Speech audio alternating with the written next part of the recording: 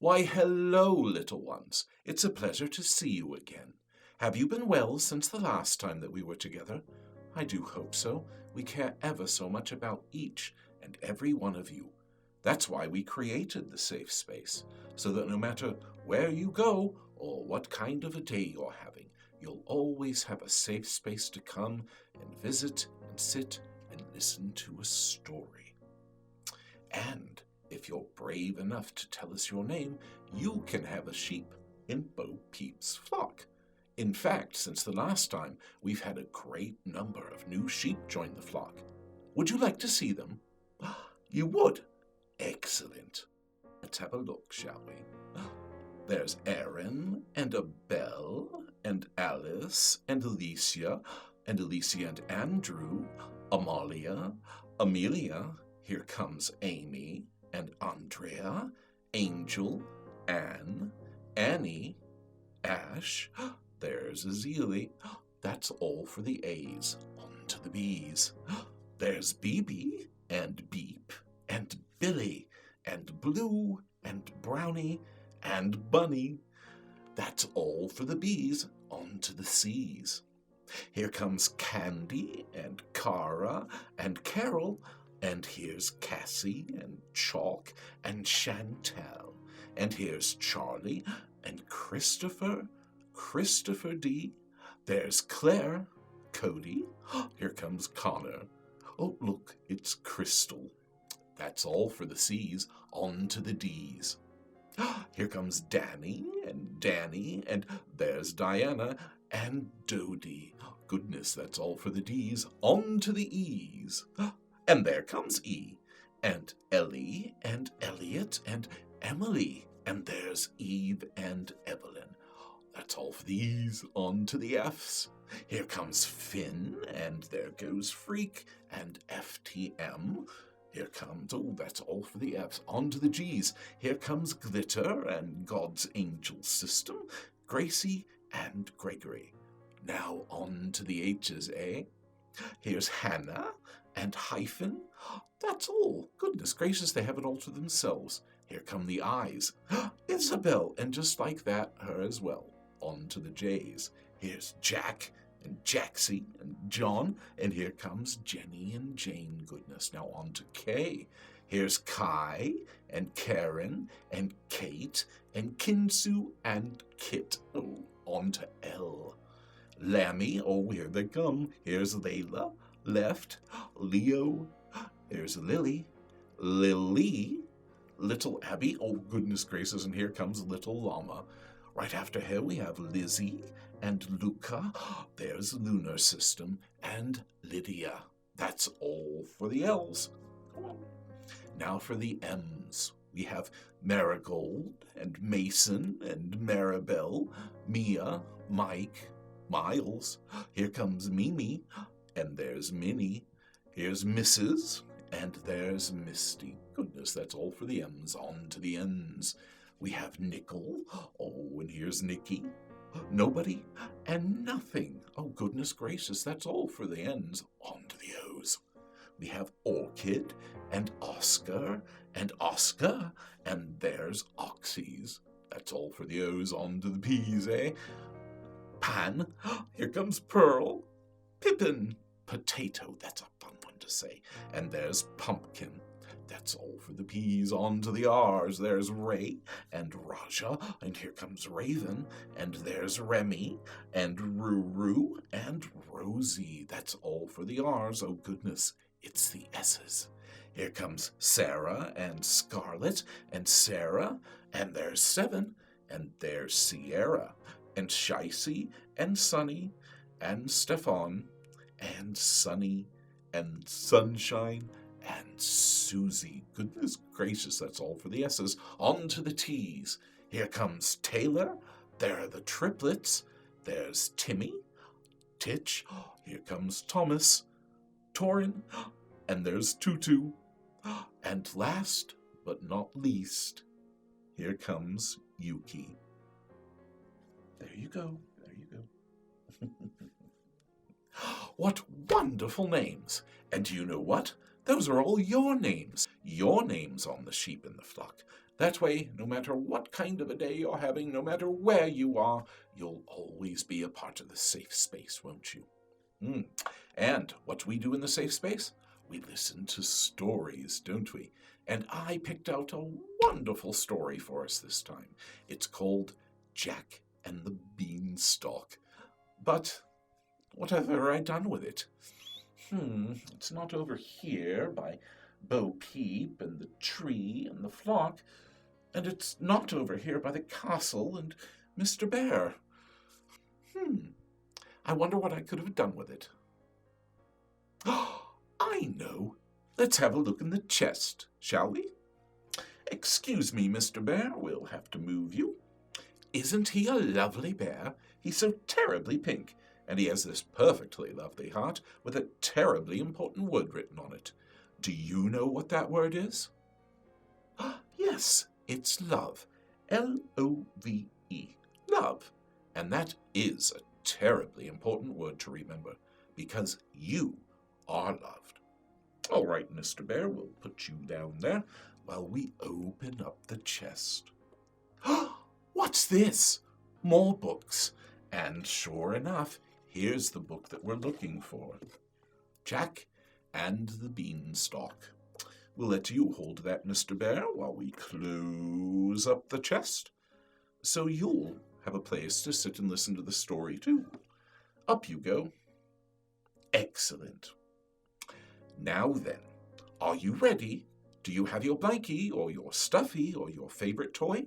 If not, go and get them. We'll be right here waiting for you. Do you have them now? Excellent. All right, everyone snuggle up and put your best listening ears on as we read Jack and the Beanstalk.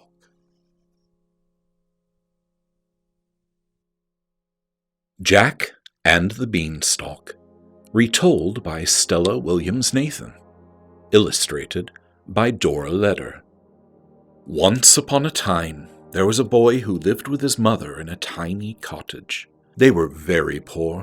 One day his mother said to him, "Jack, you must take our cow to market and sell her so we can buy food." Oh dear, how sad. The cow does not look very happy with that, does she? Jack set out at once. On the way, he met an old man. "That's a fine-looking cow," said the old man. "If you'll give her to me, I'll give you some magic beans." Jack stared at the red and yellow beans. How exciting! He took the beans, said goodbye to his cow, and hurried back home.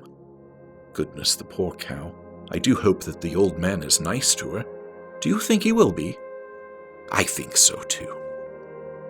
Jack's mother was very angry when she saw what he had done. "Silly boy," she exclaimed. "Now we shall starve." She threw the beans out the window. When Jack awoke the next morning, his bedroom was dark. He ran to the window and saw a tremendously tall beanstalk outside. It seemed to reach up to the sky. "They were magic beans!" Jack shouted. He jumped out the window and quickly climbed the beanstalk. At the top, he saw a beautiful castle sparkling in the sun. An old woman greeted him as he hopped off the beanstalk. "Don't go near the castle, young man," she said. "A wicked giant lives there.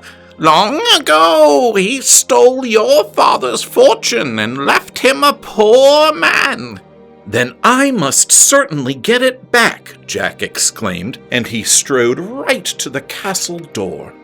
The giant's wife answered his knock. "If you want food, I'll give you some," she said, "but you must hurry. My husband eats boys for breakfast." She gave Jack a slice of bread as big as a tabletop.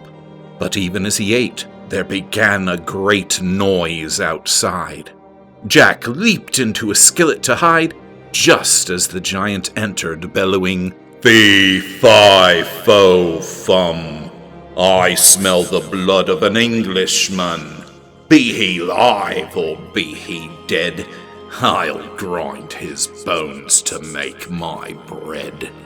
He bent down and peered under the table. "I smell boy."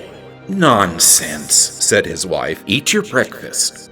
Grumbling, the giant sat down to 10 roasted oxen and 4 barrels of milk. Then he shouted, "Wife, bring me my magic hen." His wife hurried to obey. "Lay, hen, lay!" roared the giant, and the hen laid a golden egg. "Very good," said the giant with a mighty yawn. Soon he was sound asleep. At the first snore, Jack popped out of the skillet, snatched up the hen, and ran off. When he had climbed back down the beanstalk, his mother gasped with wonder. "Jack, it's your father's magic hen."